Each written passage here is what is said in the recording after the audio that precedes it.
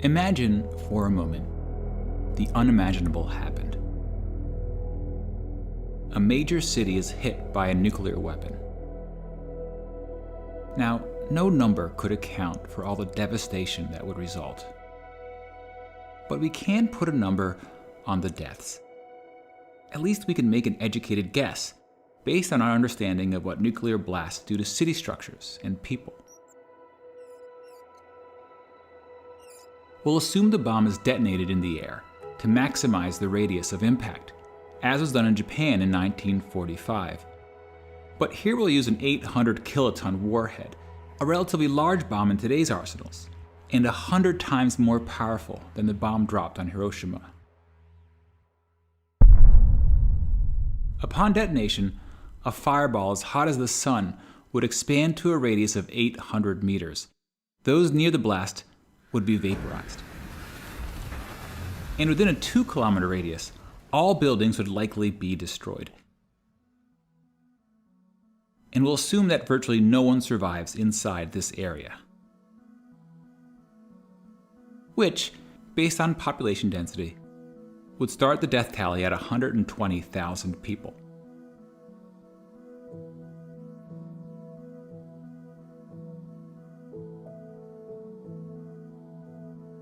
As you move further away from ground zero, estimating deaths becomes more complicated. From as far away as 11 kilometers, the radiant heat from the blast would be strong enough to cause third-degree burns on exposed skin.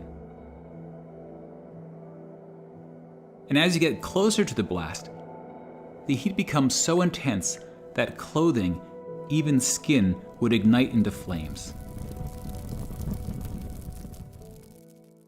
That said, most people in the city would be indoors or otherwise sheltered from direct exposure.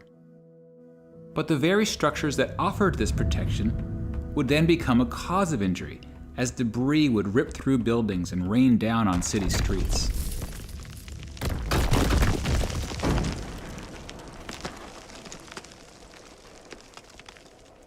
As a rough estimate, we can assume that half the people between 2 and 11 kilometers from the blast are killed, from burns, debris, smoke, collapsed buildings, and radiation sickness,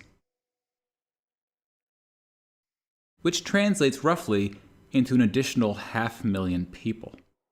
Many of these deaths will occur days, even weeks after the attack. Radiation sickness takes about a week to cause death.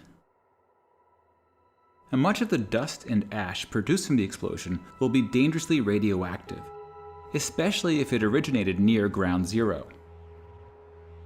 And the distance the particles travel will depend on the wind and other factors.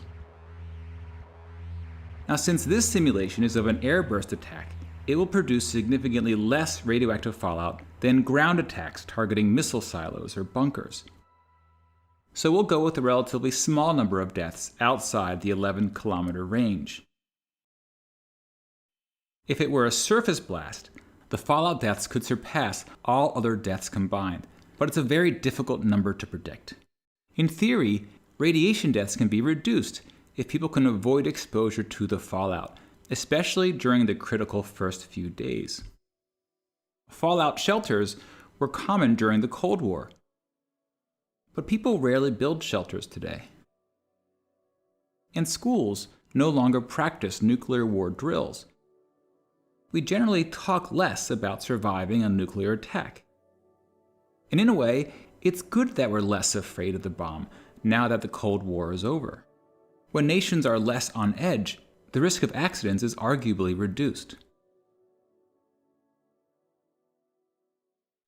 But nuclear weapons remain one of the great threats to humanity. And today, we're entering a new era in nuclear weapon history. Long-standing nuclear arms treaties are being reassessed, and countries big and small face the prospect of new arms races. In part because technology is emerging that may give one side a considerable strategic advantage, notably hypersonic weapons. Current nuclear missiles travel around the Earth at high altitudes, making them visible by radar earlier in their flight.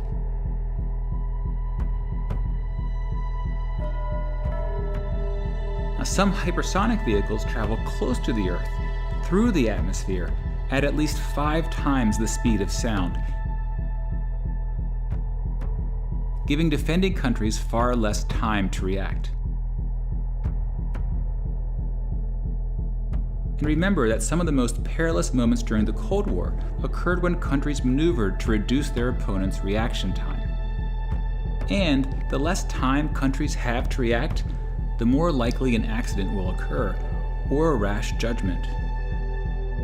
And then you have smaller nukes that blur the line between conventional and nuclear weapons, providing a more slippery path to nuclear escalation. Now, for ordinary citizens, nuclear weapon policy may seem like a complex, even intimidating topic. But leaders often consider public perceptions when making policy. In many countries, voter opinion